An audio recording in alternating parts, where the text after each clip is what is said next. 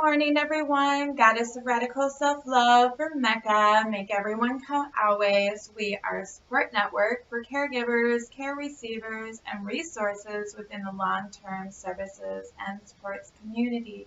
Thank you so much for joining us today, and thank you for your likes, comments, shares, and subscriptions.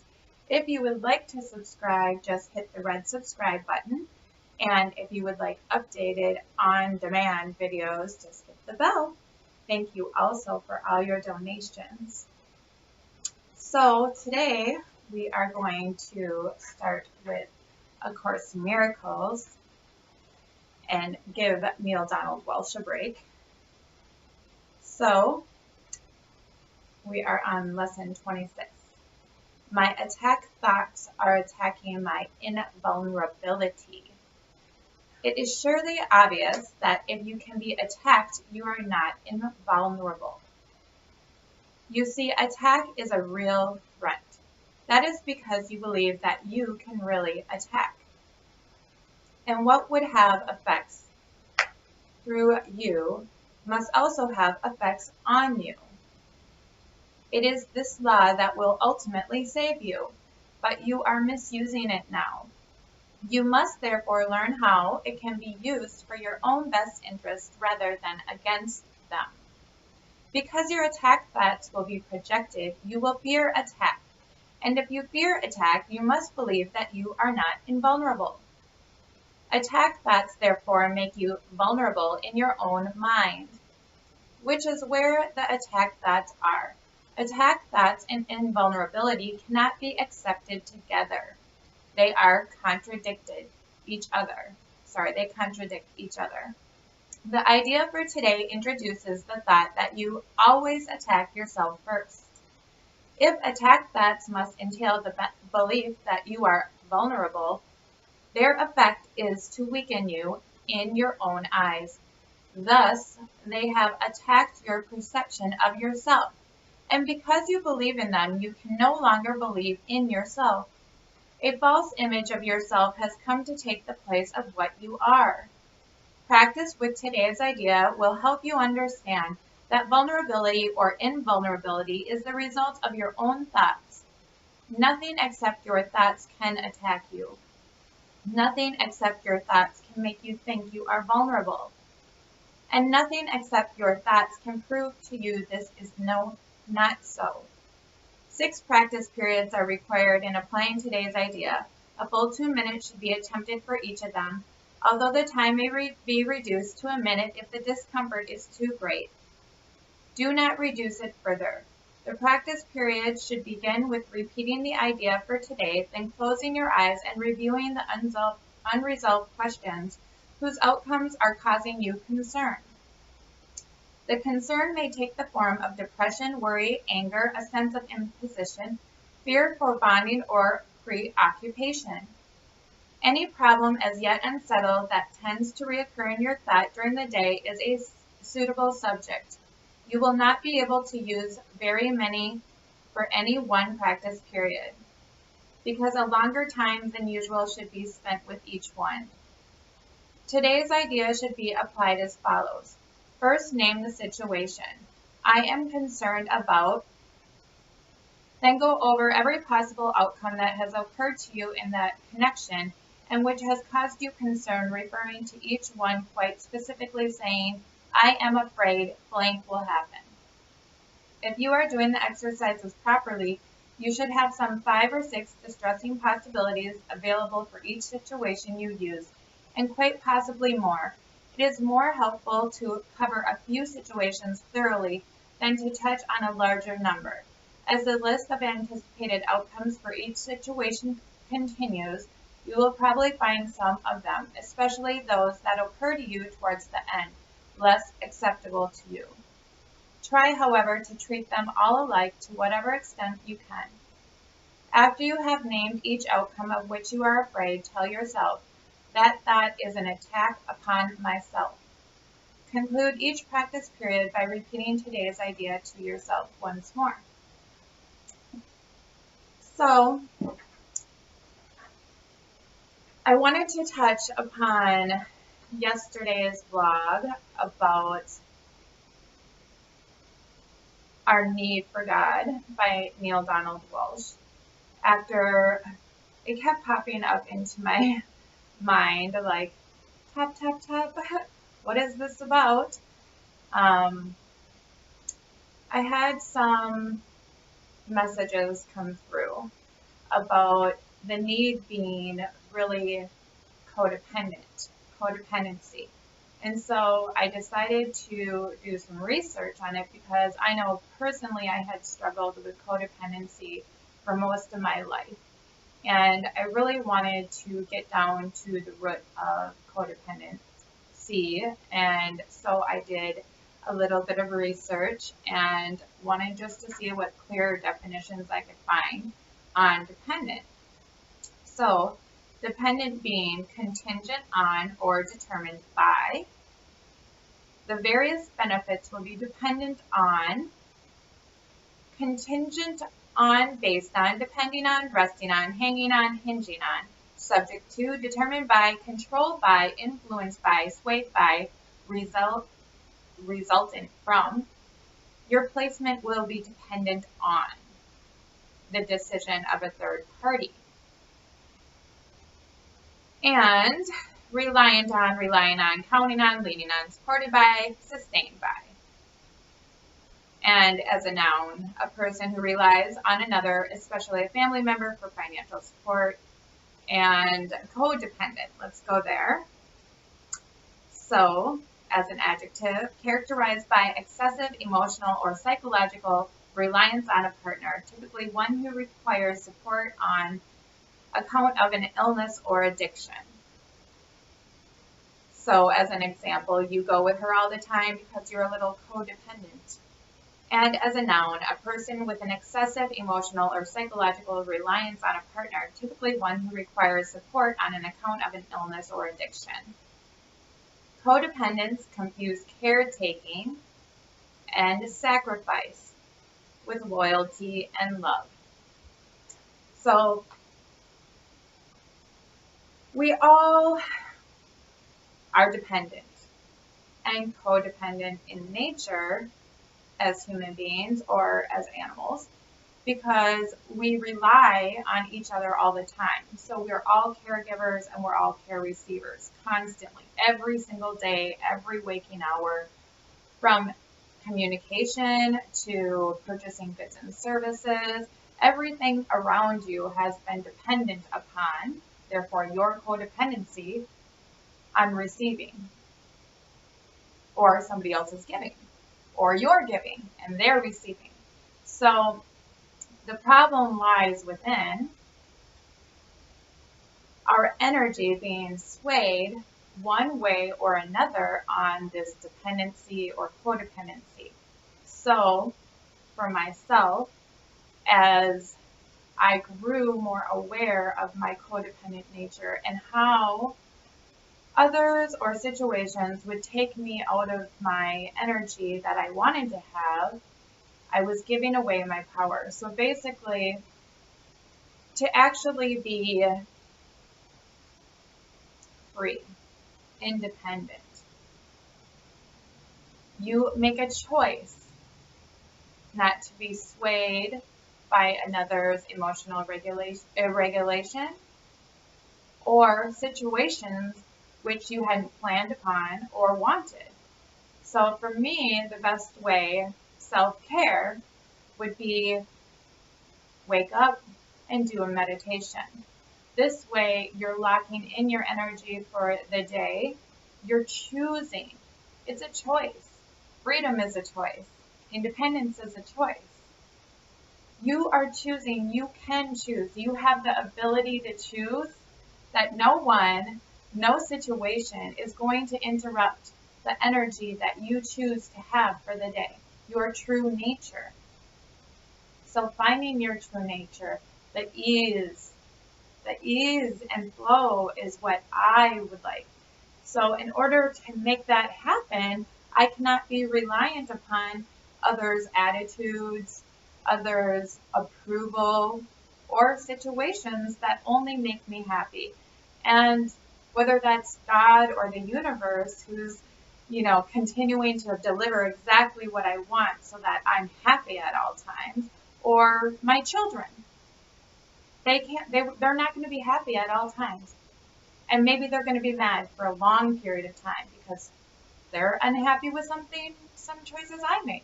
But they're, again, choosing their own nature at that time. They're choosing to allow my choices to affect their energy.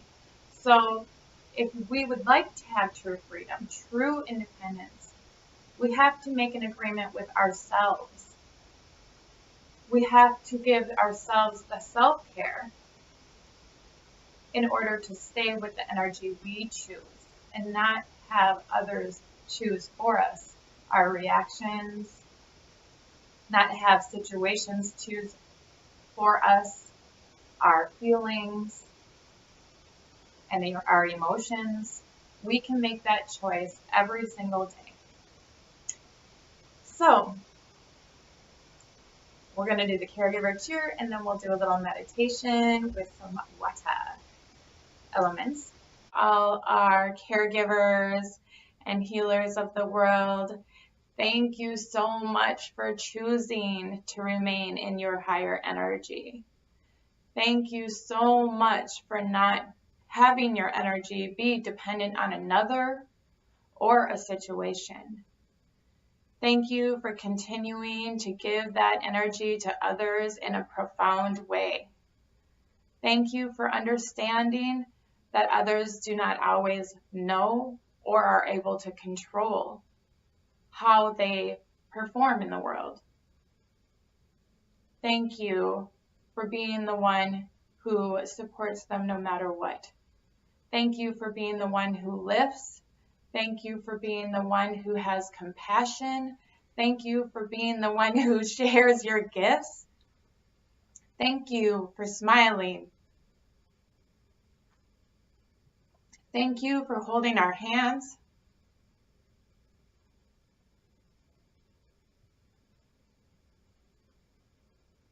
Thank you for leading the way to new, different, better, and more.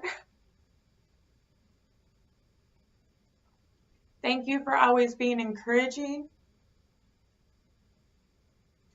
Thank you for your knowledge. Thank you for your wisdom, and thank you for your discernment. Thank you for your advocacy. Thank you for your communication. Thank you for being the light in a hopeless world at times to others and giving hope once again. Thank you for being determined to make a change in this world by choosing you and your self-care. We appreciate you, we value you, and we value your work.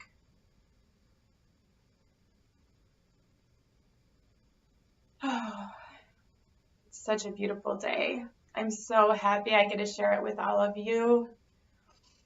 And we get to do a little self-care now. I really appreciate the time we get to spend together each and every day. Well, Monday, Wednesdays, and Fridays at least. So let's begin. And since it is Mars and Aries and we have so much fire energy going on right now, I decided that we will be doing a water meditation to ease things a bit, cool things off, so we can go with the flow as one.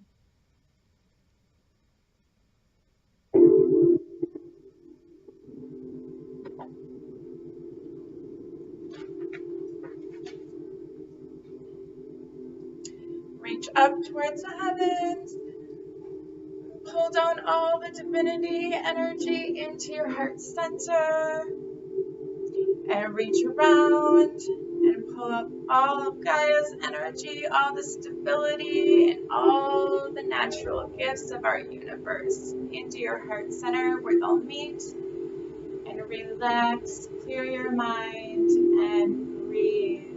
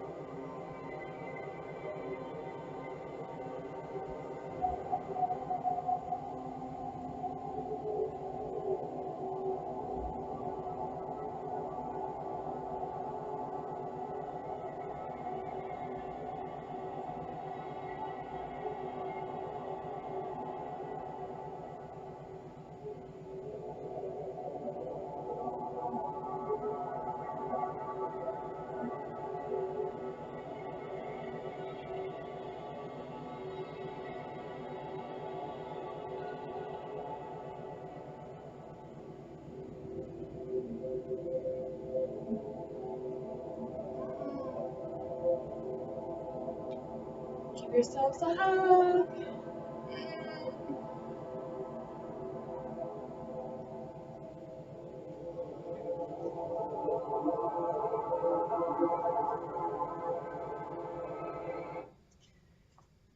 Thank you all so much. Have a beautiful day.